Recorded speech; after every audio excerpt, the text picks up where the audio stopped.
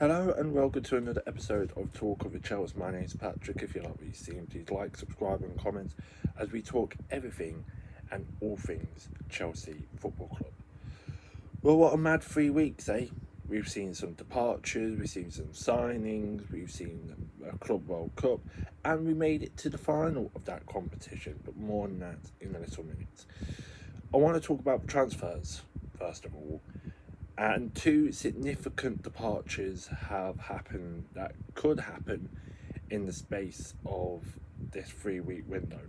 One has been Kepa. He's gone to Arsenal for £5 million as a business marketing opportunity.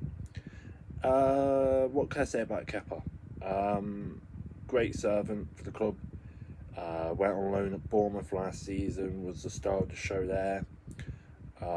He also caused a lot of controversy with Chelsea fans, mostly because he can't save long shots, and also that infamous 2019 Carabao Cup rant that made Maurizio Sarri nearly rip off his jacket and storm down the tunnel.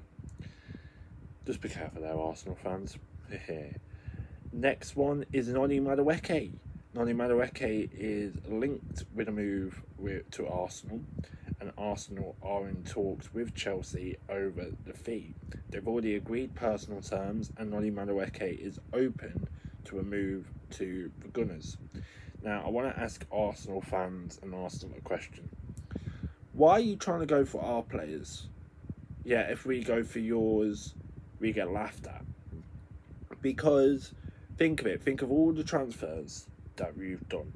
Jorginho, Luiz, Havertz, Sterling, Diarra back in the day, William Gallas back in the day, and we take Ashley Cole, and you took Petr Cech. You always say that you don't want to do business with us, but in deep down, you want to try and be like us. You see us win trophies, yet when we win the trophies, you're like, I'll have a piece of that. See if they can get the trophies for us. We'll see how it goes. If it's over the 55 million that Chelsea are asking for, it's a good bit of business for Chelsea. Not sure if it's a good bit of business for Arsenal, considering of all the names that they've been linked with Gyökeres, Rodrigo and Eze, all on the shopping list at the supermarket. Now, let's get to the Club World Cup. What a crazy 3 weeks it has been for us Chelsea fans.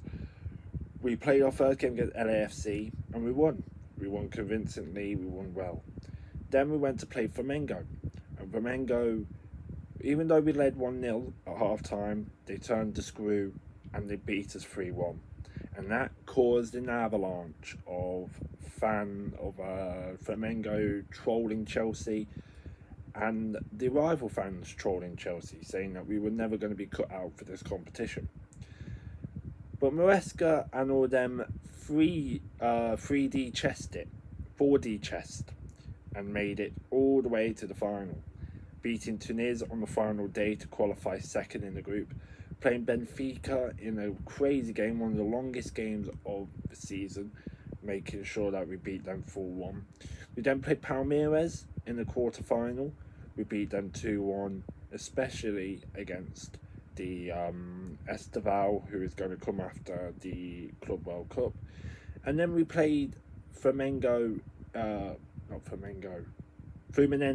in the semi-finals, beating Thiago Silva's club by 2-0.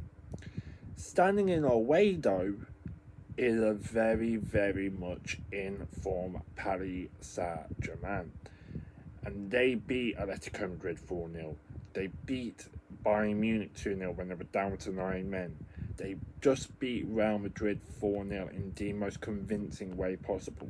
Yes, 2 sloppy back passes made PSG go 2-0 up in the space of 8 minutes. But do not ever write them off. They have been by far one of the greater teams and one of the most better performing teams in the Club World Cup.